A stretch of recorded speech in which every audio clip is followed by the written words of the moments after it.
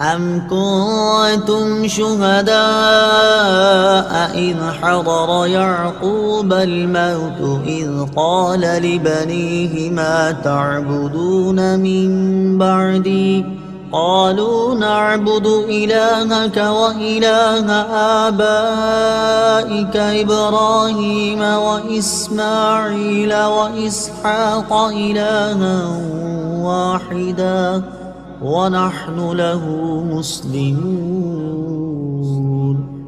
ترجمہ: اے یہودیوں، کیا تم اس وقت موجود تھے جب یعقوب کے وصال کا وقت آیا، جب انہوں نے اپنے بیٹوں سے فرمایا اے بیٹو میرے بعد تم کس کی عبادت کرو گے؟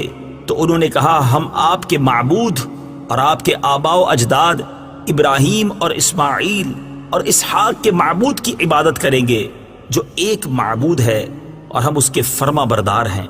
ام کنتم شہداء، کیا تم موجود تھے؟ تفسیر صراط الجنان میں ہے یہ آیت یہودیوں کے حق میں نازل ہوئی۔ انہوں نے کہا تھا کہ حضرت یعقوب علیہ السلام نے اپنی وفات کے روز اپنی اولاد کو یہودی رہنے کی وصیت کی تھی۔ اللہ تعالیٰ نے ان کے اس بہتان کے رد میں یہ آیت نازل فرمائی۔ آیت کے معنی یہ ہے کہ اے بنی اسرائیل، کیا تمہارے پہلے لوگ حضرت یعقوب علیہ السلام کے آخری وقت ان کے پاس موجود تھے، جس وقت انہوں نے اپنے بیٹوں کو بلا کر ان سے اسلام و توحید کا اقرار لیا تھا، اور یہ اقرار لیا تھا جو آیت میں مذکور ہے وَإِلَٰهَ آبَائِكَ، اور تمہارے باپ دادا کے معبود۔ تفسیر صراط الجنان میں ہے حضرت اسماعیل علیہ السلام کو حضرت یعقوب علیہ السلام کے آبا یعنی باپوں میں داخل کیا، حالانکہ آپ حضرت یعقوب کے حقیقی والد نہ تھے۔ یہ اس لیے کہ آپ علیہ السلام ان کے چچا ہیں، اور چچا بمنزلہ باپ کے ہوتا ہے، جیسا کہ حدیث شریف میں ہے۔ اور آپ علیہ السلام کا نام حضرت اسحاق سے پہلے ذکر فرمانا دو وجہ سے ہے۔ ایک تو یہ کہ آپ حضرت اسحاق سے 14 سال بڑے ہیں، دوسرا اس لیے کہ آپ سید عالم صلی اللہ تعالی علیہ وآلہ وسلم کے آبا میں سے ہیں۔ تلك أمة قد خلت لها ما كسبت ولكم ما كسبتم ولا تسألون عما كانوا يعملون۔ ترجمہ: وہ ایک امت ہے جو گزر چکی ہے، ان کے اعمال ان کے لیے ہیں اور تمہارے اعمال تمہارے لیے ہیں، اور تم سے ان کے کاموں کے بارے میں نہیں پوچھا جائے گا۔ تلک امت، وہ ایک امت ہے۔ تفسیر صراط الجنان میں ہے جب یہودی دلائل میں عاجز ہو جاتے تو آخر کار کہہ دیتے تھے کہ اگر ہمارے عقائد و اعمال غلط بھی ہوئے تو ہمارے باپ داداؤں کے اعمال ہمارے کام آ جائیں گے اور ان سے ہماری نجات ہو جائے گی۔ ان کی تردید میں یہ آیت آئی کہ وہ سب گزر چکے، ان کے اعمال ان کے لیے ہیں اور تمہارے اعمال تمہارے لیے، تمہیں ان کے اعمال کام نہ آئیں گے۔ اس سے معلوم ہوا کہ آخرت میں اپنے اعمال کام آئیں گے، اور اگر عقیدہ خراب ہو تو کسی کو دوسرے کے عمل سے فائدہ نہ ہوگا۔ وَقَالُوا كُونُوا هُودًا أَوْ نَصَارَىٰ تَهْتَدُوا قُلْ بَلْ مِلَّةَ إِبْرَاهِيمَ حَنِيفًا وَمَا كَانَ مِنَ الْمُشْرِكِينَ۔ ترجمہ: اور اہل کتاب نے کہا یہودی یا نصرانی ہو جاؤ، ہدایت پا جاؤ گے۔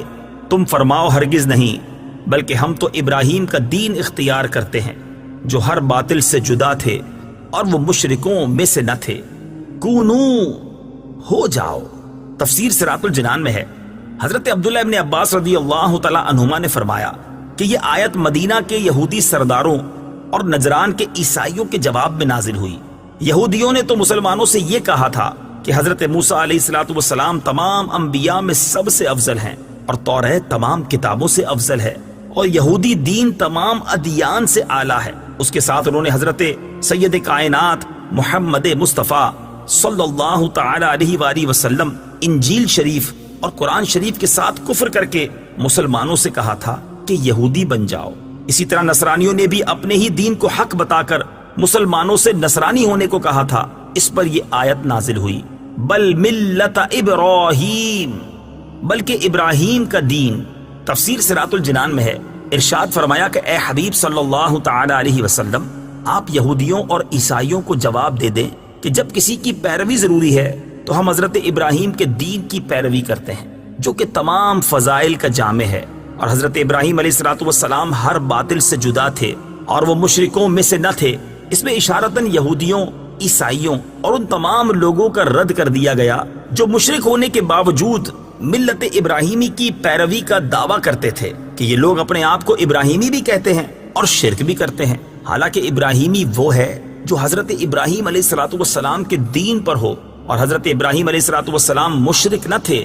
جبکہ تم مشرک ہو تو ابراہیمی کیسے ہو گئے؟ اس سے دو مسئلے معلوم ہوئے، ایک یہ کہ حضرت ابراہیم علیہ الصلوۃ والسلام کو رب تعالیٰ نے وہ مقبولیت عامہ بخشی ہے کہ ہر دین والا ان کی نسبت پر فخر کرتا ہے۔